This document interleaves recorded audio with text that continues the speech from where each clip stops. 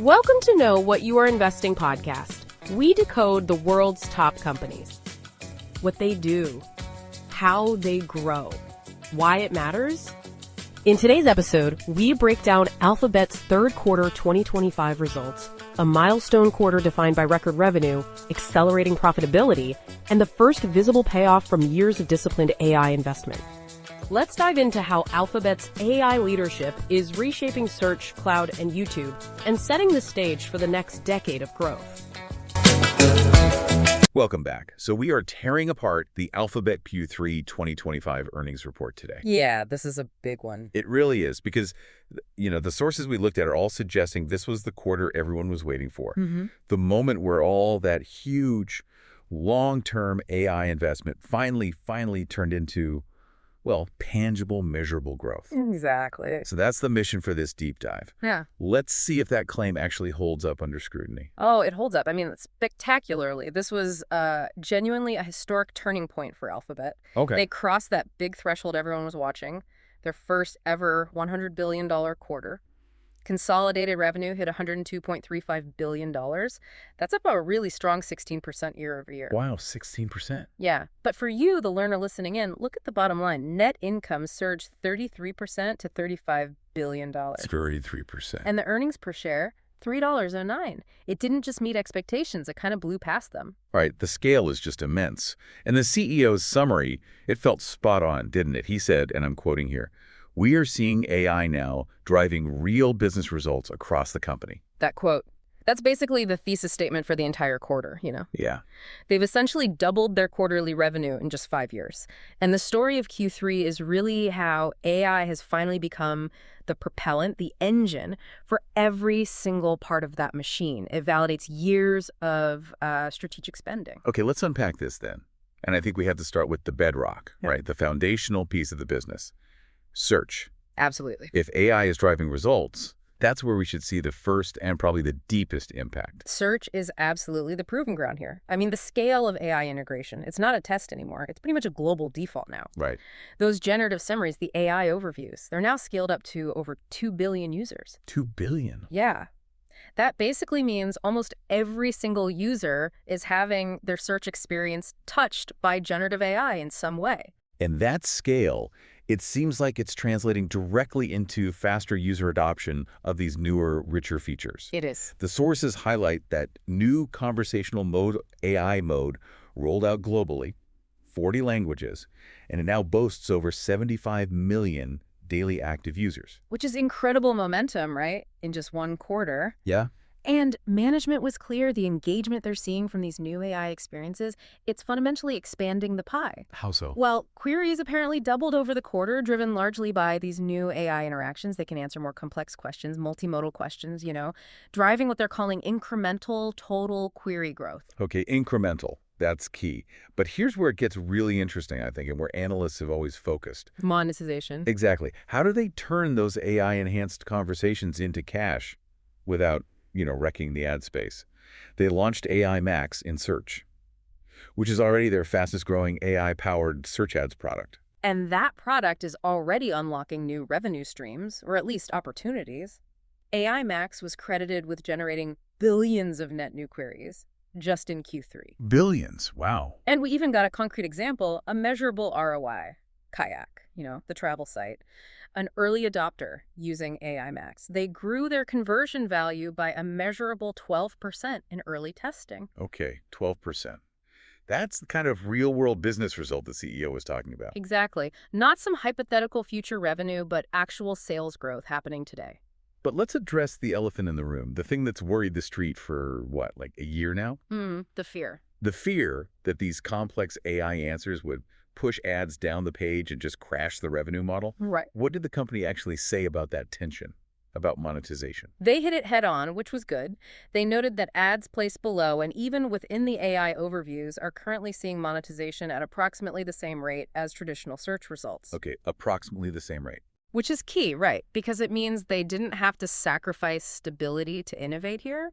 They kept the economic integrity of their core business while fundamentally rewriting the user interface. So, okay, on one hand, that's a huge relief. The core revenue engine isn't broken by AI. Phew. Right. But On the other hand, if they're making these massive infrastructure bets, approximately the same rate, doesn't quite feel like the explosive return needed to justify, hundreds of billions in AI capex down the line, does it? That's the exact tension point, and it's something we absolutely need to keep in mind as we wrap this up later. Right. However, management was pretty clear that maintaining parity now allows these richer experiences to open up opportunities for, and I think the quote was, much richer placements in the future, Yeah. especially as search gets more personal, more multimodal. Okay, future potential. And it also helps, of course, that overall paid clicks and CPCs were both up 7% year over year. So the underlying engine is healthy. Okay, so if search is the proving ground for the user interface and the immediate monetization, cloud is clearly the war chest. It's the core engine for infrastructure dominance. Let's shift to Google Cloud. Yeah, this was undeniably Google Cloud's strongest quarter ever, which tells you the enterprise world is really buying into their AI vision now. The numbers are pretty stark. Oh, yeah. Revenue hit $15.2 billion. That's up 34% year over year.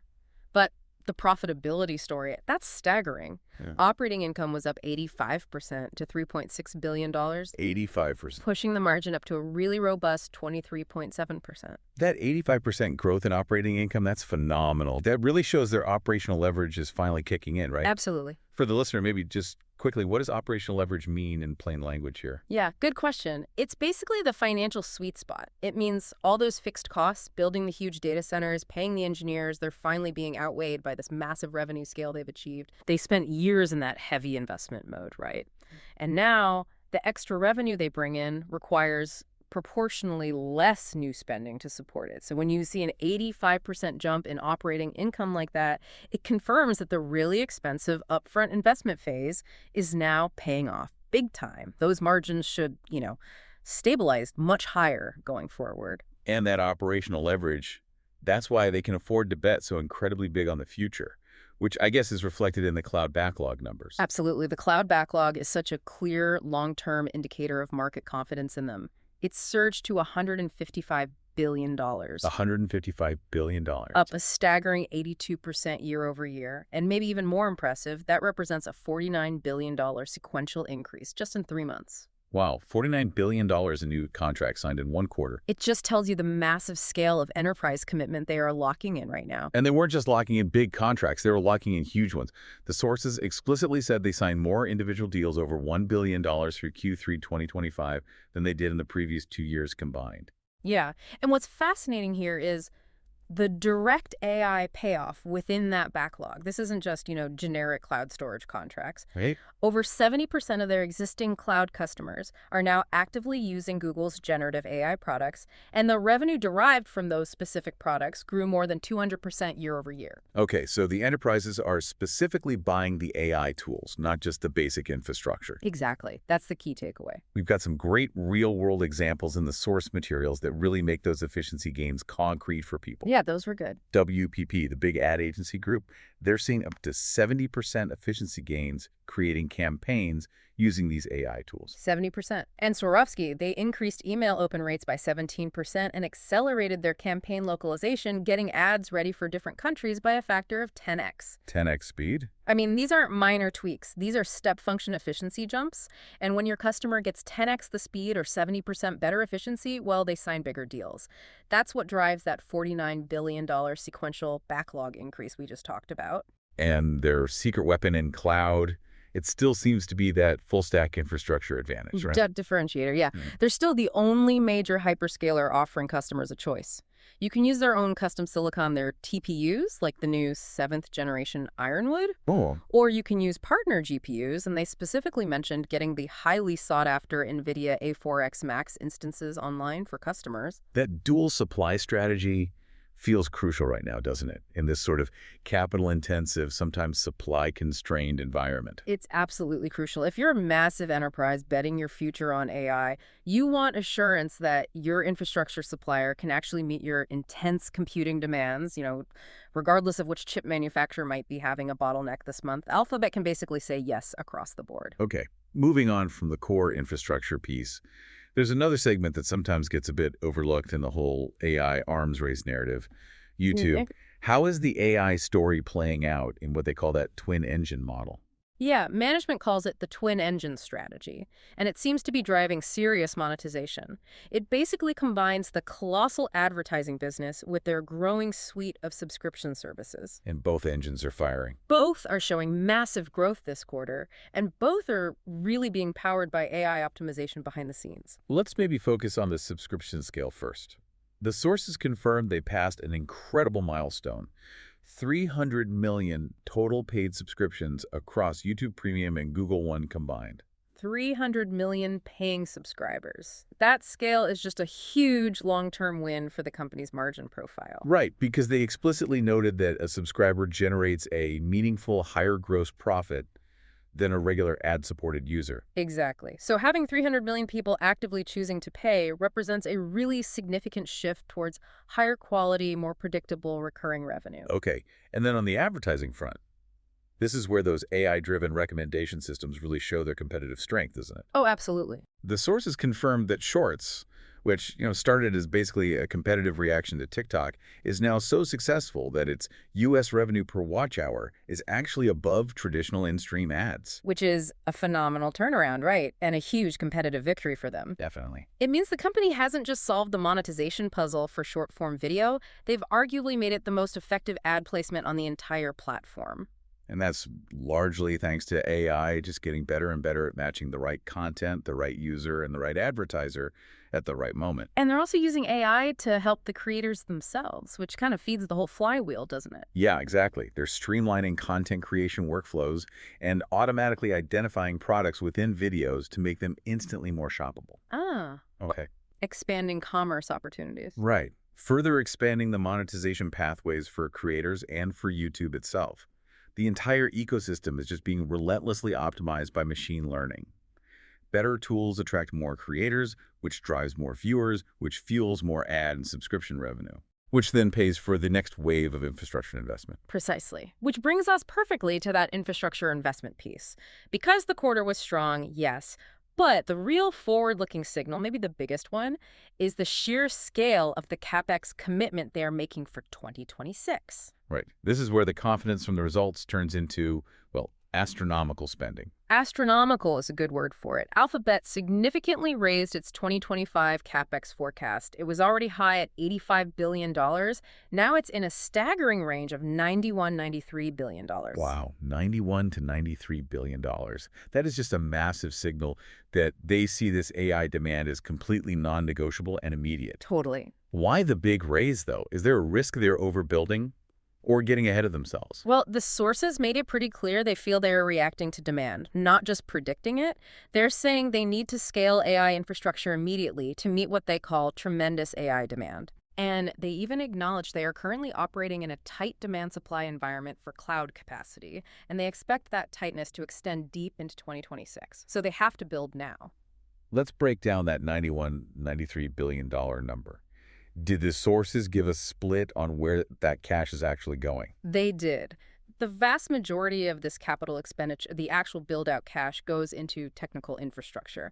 And it's split roughly 60% for servers and 40% for data centers and networking. Okay, so 60% on servers, that's the chips, the compute power itself, more so than the physical buildings. Exactly.